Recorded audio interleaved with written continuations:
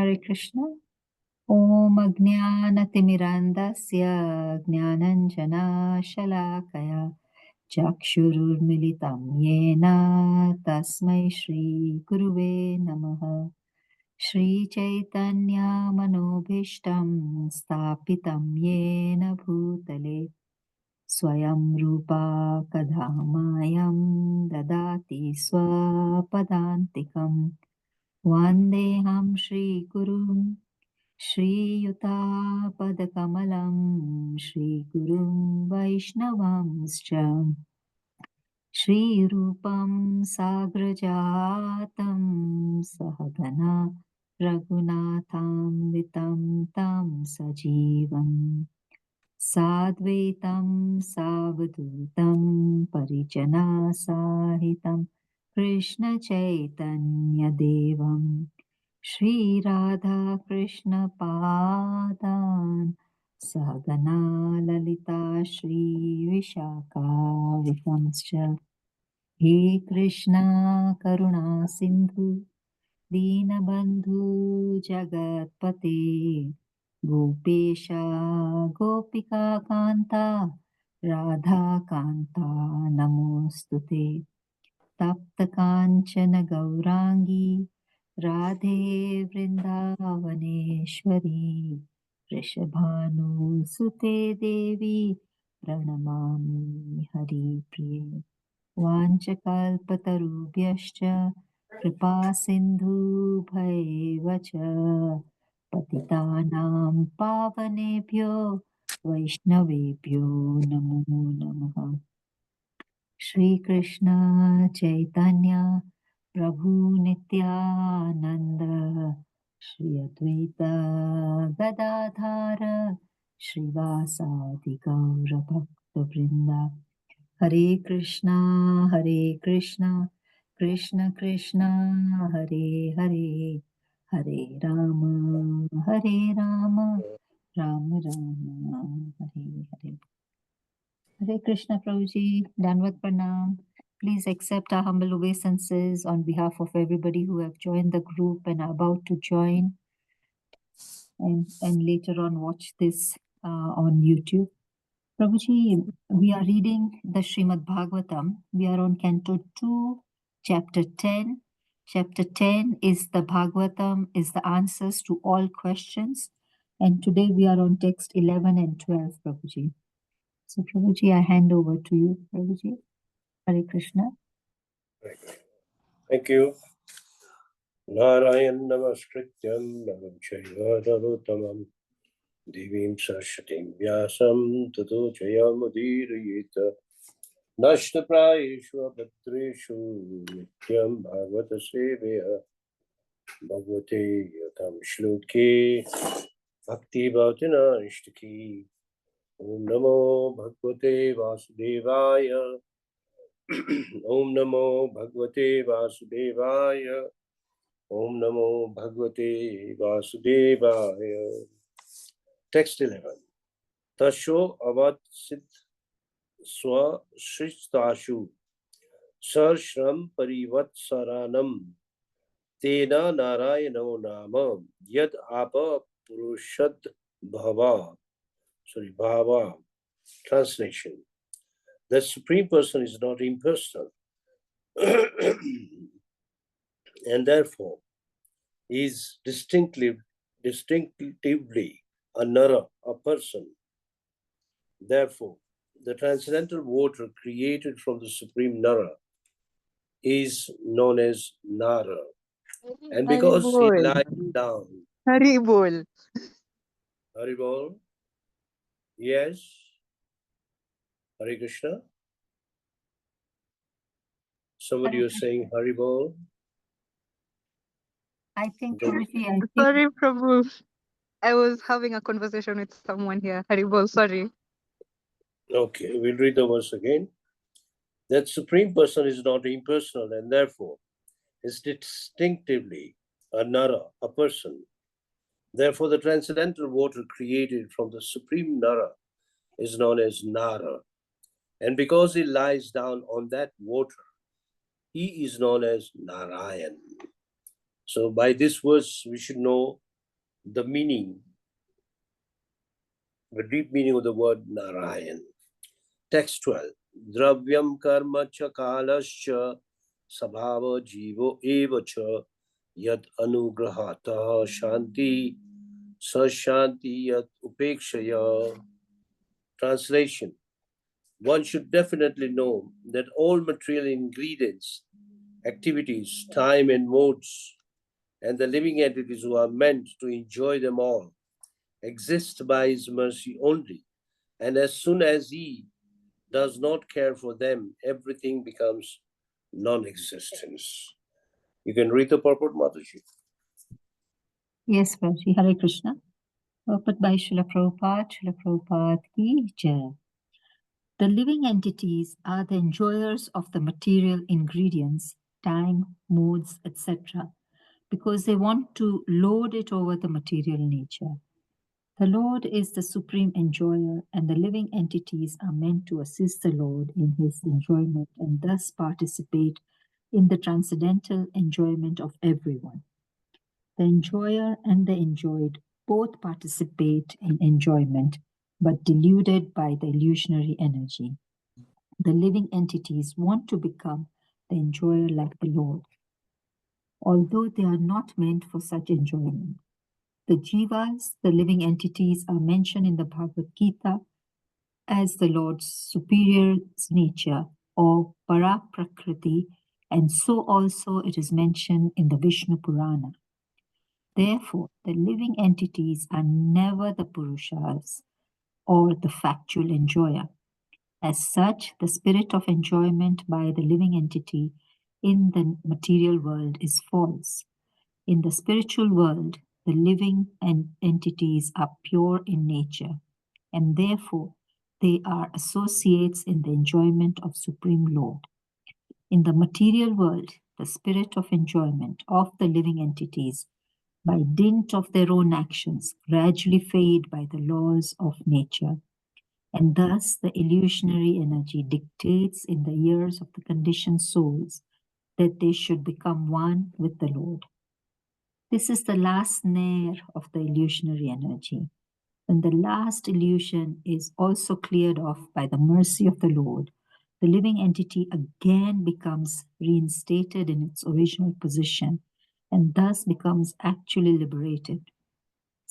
From this attainment of liberation from the material clutches, the Lord creates the material world, maintains it for some time, 1,000 years of his measurements as stated in the previous verse, and then again annihilates it by his will. The living entities are therefore completely dependent on the mercy of the Lord, and all their so-called enjoyments by the scientific improvement are crushed into dust where the Lord desires. Hare Krishna Prabhuji, over to you. Yes. So verse 11 gives a clear-cut meaning of the word Narayan.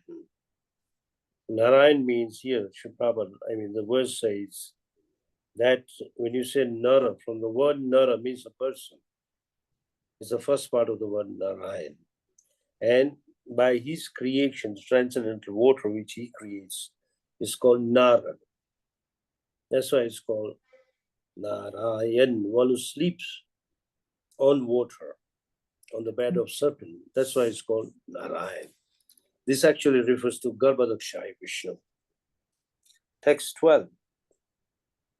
One should definitely know that all material ingredients, activities, time, and modes, the living entities who are meant to enjoy them all exist by his mercy only. And as soon as he does not care for them, everything becomes non-existent. Now, Sri Prabhupada explains that we living entities are also enjoyers, but we can only enjoy ingredients, substances given by Krishna. Then there is a time allocated to us. There are good times, bad time. And then still we are governed by the three modes of nature. And due to this, we like to load over the material nature. Sometimes when we become too expert and too confident, or rather overconfident, we want to lord over the material nature. Now you should note that Prabhupada uses this sentence many, many times, to lord over material nature. Or he uses another sentence, to become the lord of all this survey. Because whatever we sow, we see, we want to enjoy.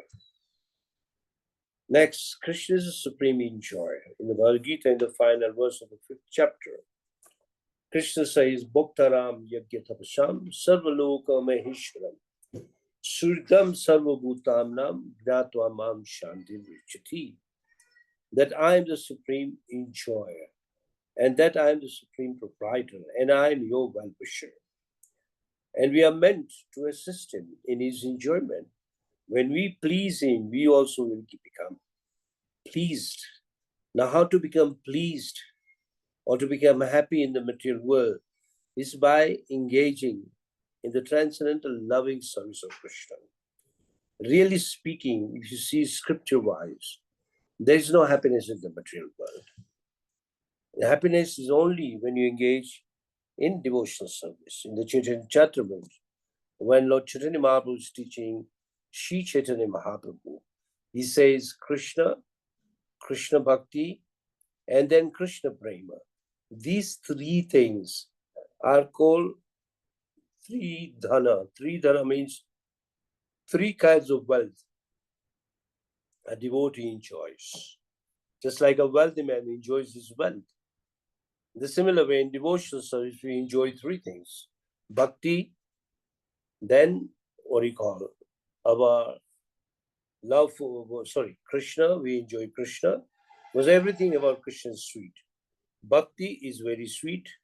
And the third thing is the love of Krishna, because when you engage in devotional service, you do get a reciprocation. Krishna does reciprocate with you.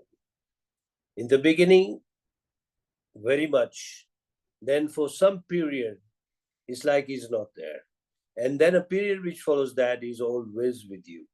And a devotee enjoys the reciprocation of Krishna. In the Bhagavad Gita, it says, I think it's 4:11, Ye yatha mam prapadyante tam tathaiva bhajameham, which means, as they surrender unto me, I reward them accordingly. More we become surrender to Krishna, more we accept Krishna to be all in all, the more we'll enjoy Krishna's company. And a devotee enjoys Krishna company. And that is how the jivas, by engaging in devotional service, we all enjoy. Just like this is the month of Kartik, I'm just giving you an example, that people come so many in hundreds just to offer a lamp to Krishna. And once this month is gone, then you won't see so many people. But that little offering pleases Krishna and pleases the devotee. And this is, every year devotees wait for this month, Kartik, which is only 2 more days to go now. So anyway, the pleasure is there in devotion. Pleasure is right from the morning. When you enter the temple, especially in the Mangal Murta, when the Mangal Arati starts, you find the devotees all singing together and all dancing and enjoying Mangal Arati. And anyone who's attended a Mangal Arati will never forget. He will come again. So sweet. Then comes the Tulsi Puja, then comes the Japa, then the Guru Puja, then the Bhagavatam class, and then there's a Prasadam forever. Everything is fun, including the Shringar. Shringar means taking darshan of Krishna, the new dress Krishna has put on for that particular day, and how devotees have dressed him. So devotees get together near the altar and take darshan. Darshan when they view the Lord completely from the bottom till the top, and they enjoy the dressing and the beautiful Krishna. So both Krishna and Jivas are enjoying, but when the Jivas get captured by Maya or the illusory energy, then the Jiva, he forgets Krishna and he tries to enjoy so many sense objects and he thinks that he is enjoying everything. And then to an extent when he's in full illusion, as Prabhupada says in the purport, He thinks that he is become on an equal level with Krishna and that he is the topmost enjoyer. And there are many people like that. Just like we find that when people are in illusion, they think that they have become Krishna. They can enjoy women, they can enjoy anything they want to. But it is the highest kind of illusion, which Prabhupada calls it the last snare of Maya. In last snare of Maya, one thinks himself to have become God, which is nothing but foolishness. And it's a complete illusion. And it's false. So, as explained in Chaitanya Charitamrita, as soon as one forgets Krishna, then Krishna's Maya takes over. There is no more a servitor of Krishna. He is a servitor of Maya. And he remains bound into Maya forever, unless he engages in devotional service by the mercy of a pure devotee. Then that illusion can be cleared. So without that illusion, just like a person whose eyesight is not very good and is given spectacles, then maybe accidentally the specs get broken, then he hardly can see anything. He's like semi-blind. Till he gets his specs back, then he can see clearly. I'll give you a simple story to explain this. Because this story explains how we, due to not having a full knowledge of Krishna, or due to illusion, or due to suspicion about Krishna, we are always wrong. So there was a merchant who only had one daughter, and this daughter was called Rama. She was extremely beautiful, very well cultured. Somehow at a young age, she used to do sadhu sang. Sadhu means she should visit devotees, and the devotees had taught her how to chant and how to worship Krishna. Now, the day of marriage came, and she got married to a man or a boy who was also a merchant's son, an extremely rich merchant, and she married, she lived there. As the days went by, one day, now this story comes from a village. In the village, you find the brahmacharis, they come to beg, what do you call, alms. And mostly you give grains or some atta, like that. So one day, early in the morning, she could hear someone asking for bhiksha. It's called bhiksha. A celibate or a brahmachari begs on the behalf of his spiritual master. And when she opened the door, she found this brahmachari to be very young. She was also in 20s, and this brahmachari was also in 20s. So she told him to wait, and she went to get the grains. When she brought the grains, there was a bit of a conversation between her and the brahmachari. And the father-in-law was not far from there. He was watching and hearing whatever the conversation is. So the conversation began like this. Oh, it's a very difficult life. Isn't it? Isn't it very difficult? And the brahmachari said, yes. Then the brahmachari asked the girl Rama, how old are you? And she said, I'm 10 years old.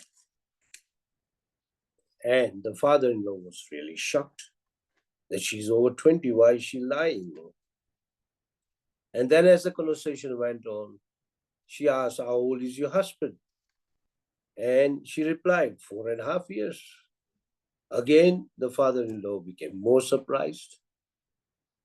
As the conversation went on, oh, how old is your grandma? I mean, your mother-in-law? She said, around 8 years. And your father-in-law? Oh, he's not yet born. Now, each time when he's hearing the conversation, he does not know what is in the conversation. He's just hearing a few words. Now, this is making him more and more and more confused. Now, when she said that my father-in-law is not born. Now that is a true lie.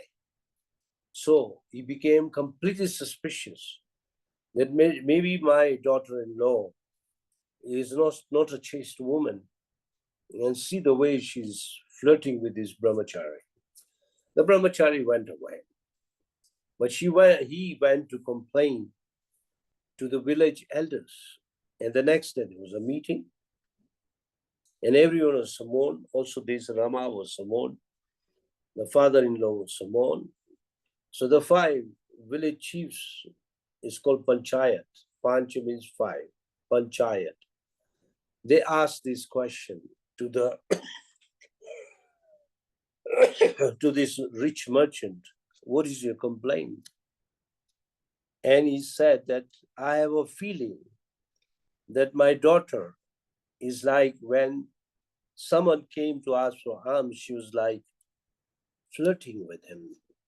So the panchayat asked how. Did she hold the arms of Vijay? He said, no, it was just a conversation. He says, what did you hear in the conversation? He says, the first thing I heard in the conversation was that life is not all that easy. This is what she said. So the panchayat or the elders asked Rama, did you speak this? She said, yes.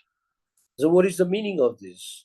She said, I was telling the brahmachari that you are so young and you are practicing a very difficult life. And I'm sure the life is not easy. Did I do anything wrong? And the elders said, no. Spiritual life is not easy. Life of brahmachari is not easy. And it's a very austere life.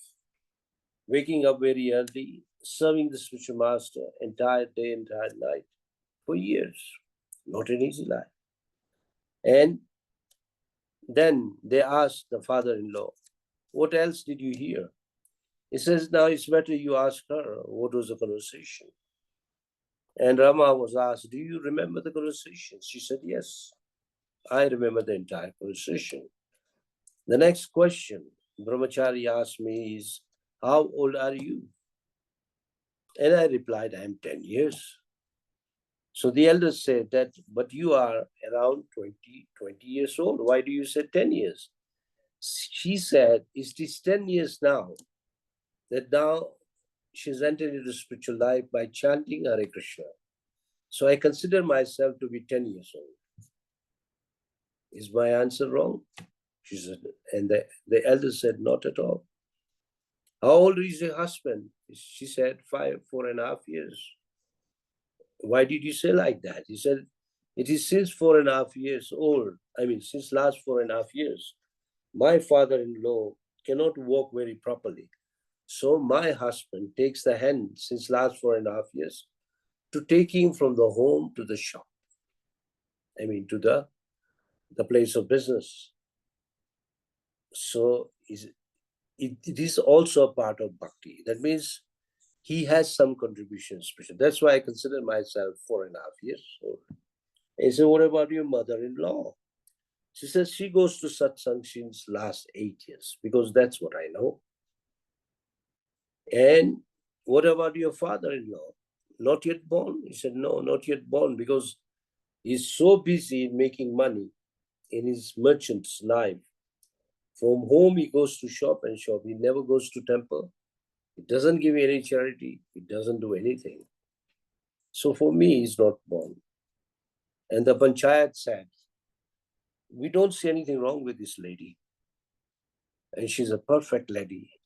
Furthermore, she even told the merchant that you are a blessed father-in-law to get a girl like this who's very mature, spiritually and materially. Now this had an if this at last, the rich merchant had to ask for forgiveness from the panchayat and from the village people and even from his daughter-in-law. The effect of this incident is he started worshipping Krishna. And he became a good man. Generally, people don't start worshipping straight away. The first effect of Krishna consciousness, people become good people. They become charitable, good, polite, and so on. So when she went to the shop, he told his people that there are some grains lying here and they are getting rotten. We will not be able to sell those grains. Take those grains near my house. So the grains were taken, and Rama noticed that the grains have been brought, but these very old grains. If someone can eat this, someone will eat this, will become sick. So she noticed the smell of the grains because it's not smelling good. And on that afternoon, she rolled chapatis of those grains. And the merchant started complaining, why the chapatis are no good? Why the smell is like this? And Rama said, well, I made it from the grains, which is just outside the door. I thought it is very fresh.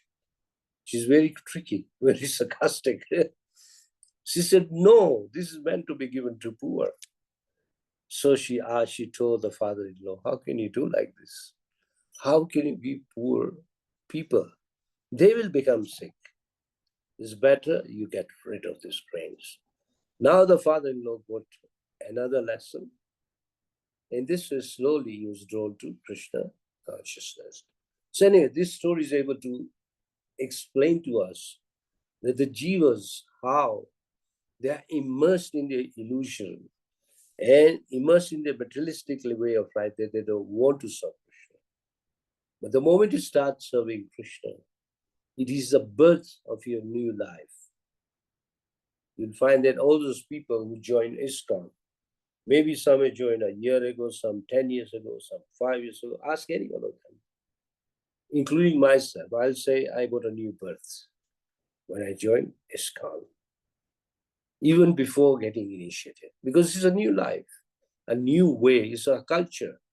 It brings happiness. And that is what Sri Prabhupada is trying to explain, that when a jiva forgets Krishna, that the miseries is there. Upon coming to Krishna, then one's new life begins. So it's my humble request that if you are practicing Krishna consciousness, don't give it up. If you don't have time to do more, keep doing what you are regularly. And if you do it regularly, Krishna is very, very merciful. He will give you more time and you'll be able to render more service. And keep your pride away, because this is the only obstacle which comes in between. And blaspheming other devotees is the second factor. So stay away from there, because by nature, we are meant to be spiritual, and we are spiritual, as explained in the 7th chapter of Bhagavad Gita. Krishna speaks of two energies, Apara Shakti and Parashakti. We living entities belong to actually Parashakti, though our body is made of Aparashakti. But by nature, we are spiritual. So we are meant to be in joys only if we understand our sarupa, or our constitutional position. And whatever enjoyment you are doing in this material world is actually false. It's a dream which is never going to be fulfilled. And every day people get different dreams. So be very careful. Whereas when you leave this body and if you have Krishna consciousness, Tyakta Deha Punarjanma Naiti Mameti Swarjana, Krishna says in Bhagavad Gita, such people will not take birth again. We go back to Krishna. And the life we see in Vaikuntha is real life. Real life means real enjoyment, which is eternal, permanent, and you will never be away from Krishna. So there you're always with Krishna. And many people think that when you go to Vaikuntha, you'll see huge palaces, beautiful roads and trees and things like that. No, in Vaikuntha, in Krishna Loka, it is not like that. In Krishna Loka, actually you see Krishna. I don't know if you can see in my phone this picture, the famous picture of Vaikuntha. You can.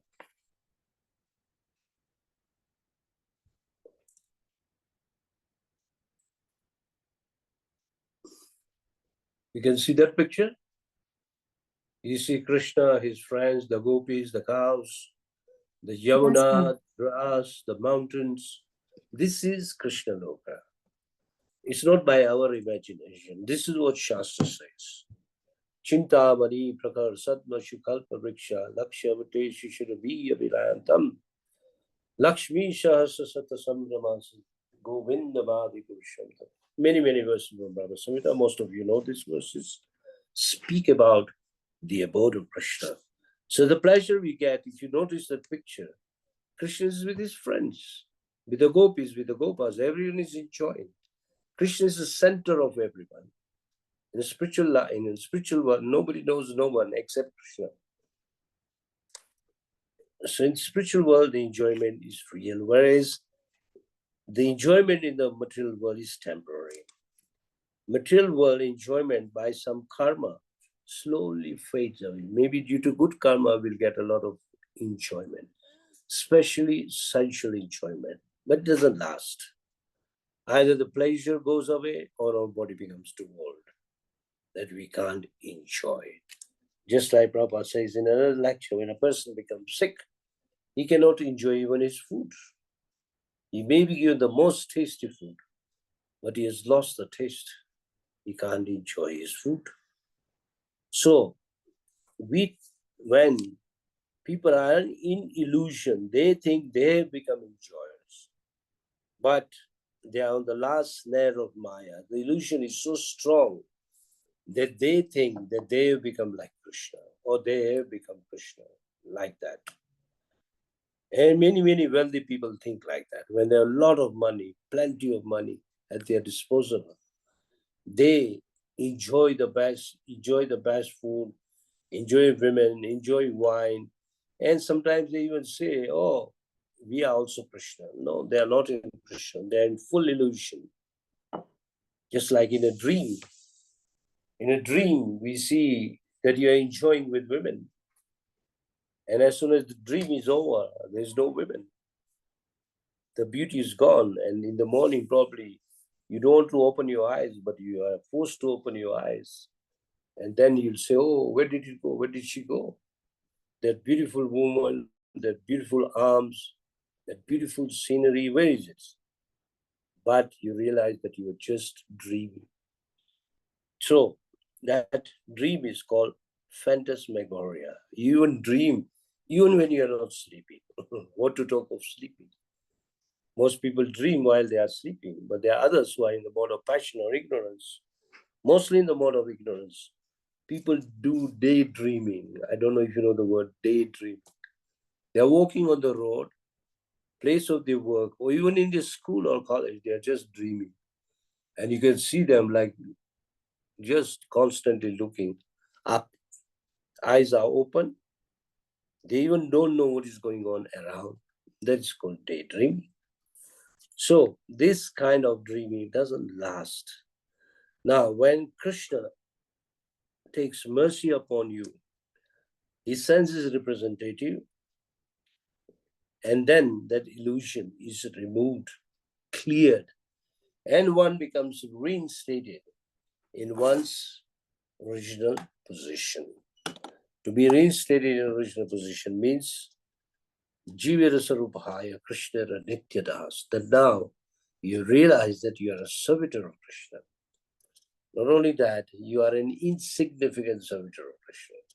You realize that there are millions of servitors, and you may be just one of them. This will remove your pride.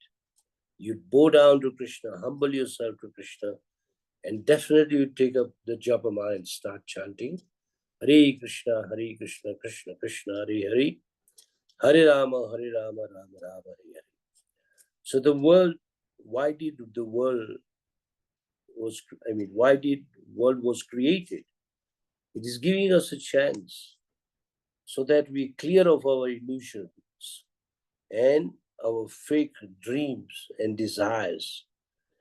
And whatever has been created, maintained, and highlighted is all done by Krishna.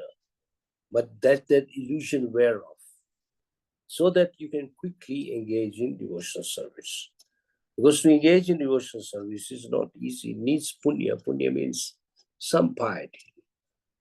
And that piety is given by special devotees like Prabhupada himself or his representatives who come to you, or maybe you go to them. Then they remove your illusion and tell you to engage in service of Krishna by hearing about Krishna and by chanting the holy name of Krishna. This is the beginning of devotional service. And as you continue on and on, you'll see new grounds, greener, we can say, greener grounds, and you'll be more happy. So the conclusion is, we are actually totally dependent on Krishna. We cannot live without Krishna. Whether you believe in Krishna or you don't believe in Krishna, that doesn't matter. We're actually dependent on Krishna. So the so-called scientific development doesn't last, and it keeps changing. You'll find that scientific discoveries, whatever they make in the end or in the due course, time comes when they'll say, oh, this was not right, this was right. No perfection.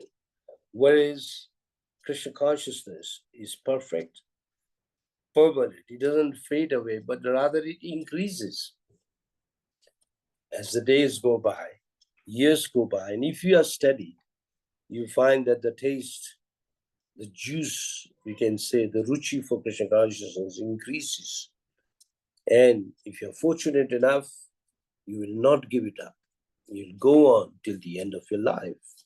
And that is called the perfection of life. So I'll end the class. If you have any questions, you can ask. Because I was also told to explain the 10 subjects of Srimad Bhagavatam. So we can have the questions first before we embark to the 10 subjects about Srimad Bhagavatam.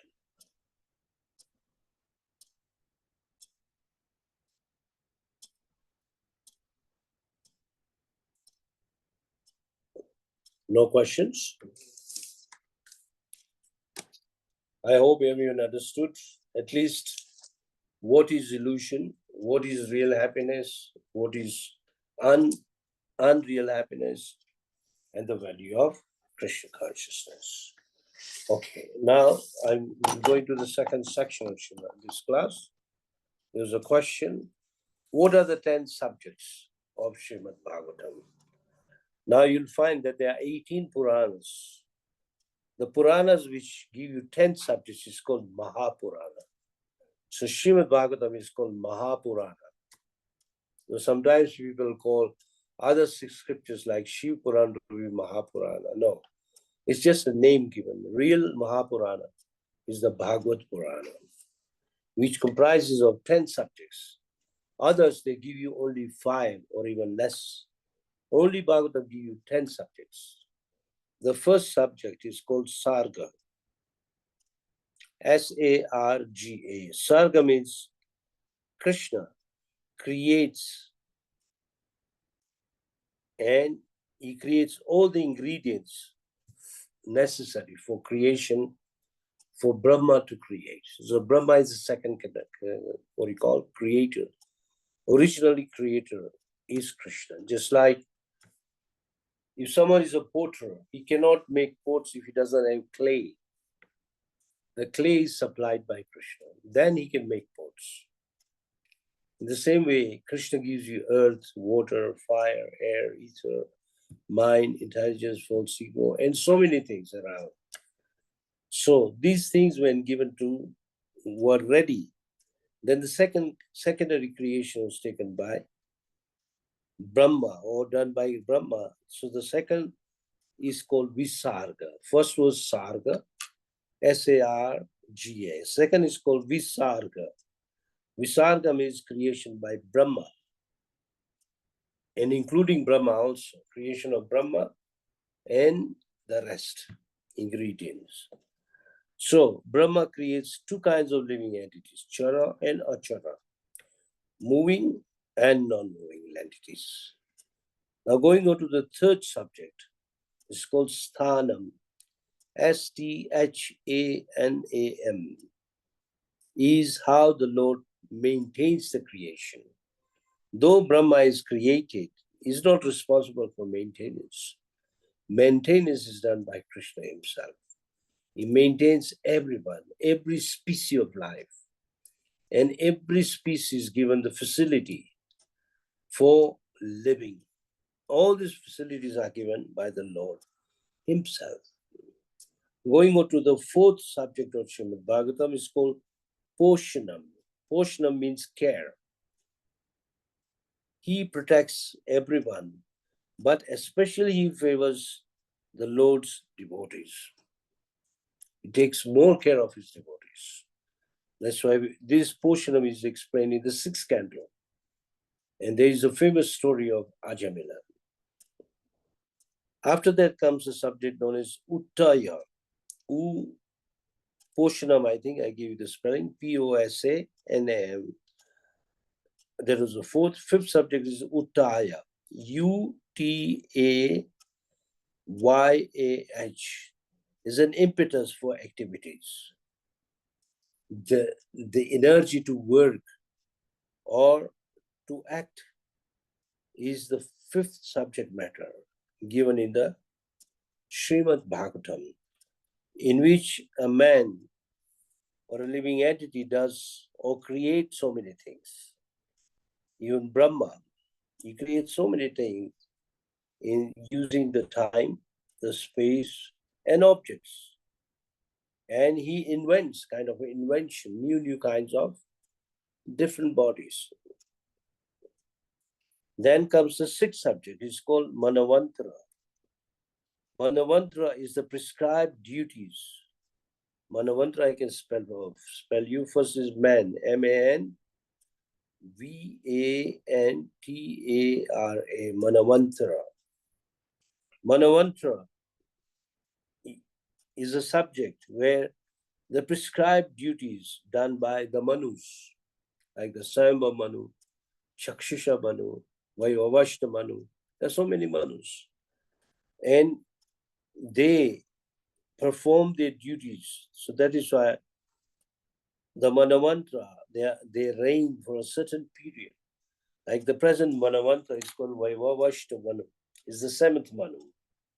And we are fortunate in this Manu, Krishna appeared as Krishna on this planet. Next is called Ishanu Katha. Ishanu Katha. Isha means the Supreme Lord, controller. Anu Katha means his Leela or pastimes. So that subject is called the description of the Lord's incarnations and also scriptures.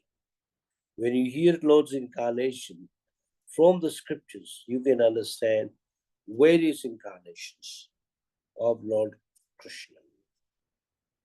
Then the next subject, 7th, is the Nirodha, N-I-R-O-D-A-H. He winds up the creation. He created and he also winds it up. And the winding up is done by Lord Shiva.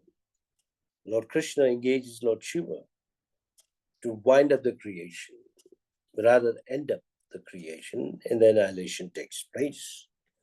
The 9th subject is called Mukti. Mukti means liberation. How to come out of this cycle of birth and death. That is called liberation. Some people call it salvation. It is the same. And the last subject is Ashraya. Where should we go that we don't come back? Is to go to Krishna. And that is the 10th canto onwards. It's called Ashraya, A-S-R-A-Y-A-H. The ultimate shelter is Krishna, or the final resting place of a living entity. He may have been created billions of years ago, but when he returns Krishna, that is his final resting place. He doesn't come back. And he enjoys his life forever.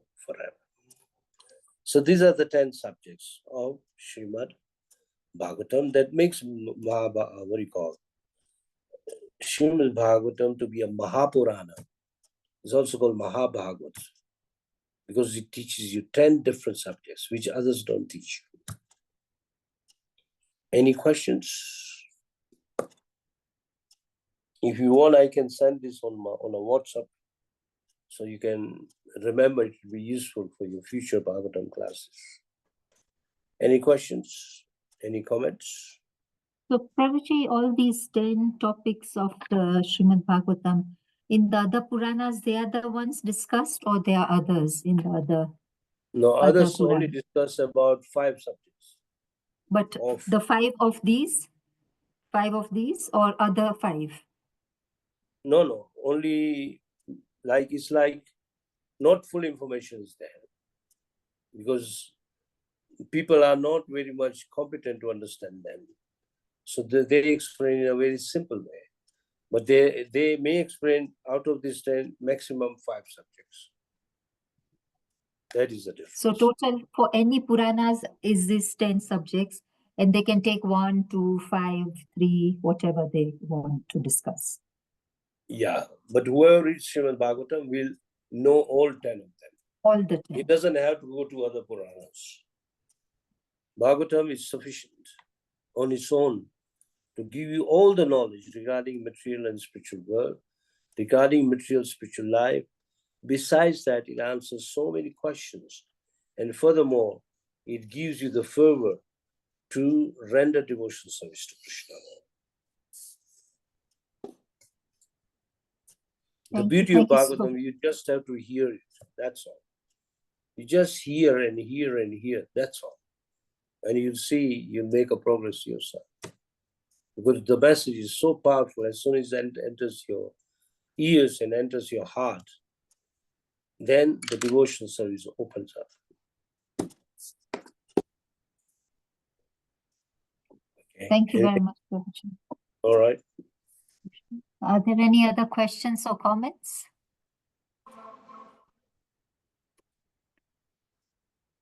Well, if you know that you have 10 subjects, even to read or know these 10 subjects is not easy, let me tell you. It takes years to know that. Prabhupada says at least it will take you 28 years. So don't waste your time. Read them. Read verse by verse, each purport one by one, and give a thought. Not just reading, but try to assimilate the knowledge of Bhagavatam so that you are guaranteed to go back to God. There's no doubt about it.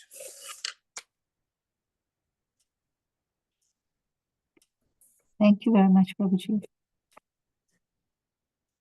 There are no questions, I think, but I see Path Prabhu is there. Hare Krishna, Path Prabhu. Hare Krishna. Hare Krishna, Yes, Prabhuji. Hare Krishna, Prabhuji, yeah. Are you able to end the session for today or make any comments or questions? Thank you, Prabhuji. Hare Krishna for your nice and wonderful class.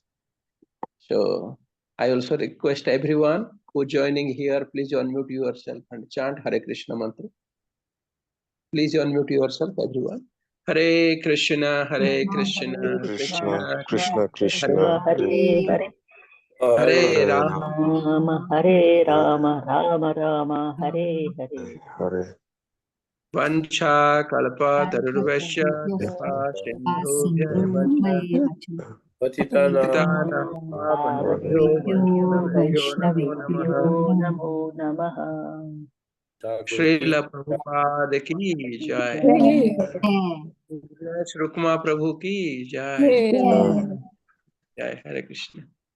Hare Krishna. Granth Raj Srimad Bhagavatam. Hare Krishna. Hare Krishna. Hare Krishna.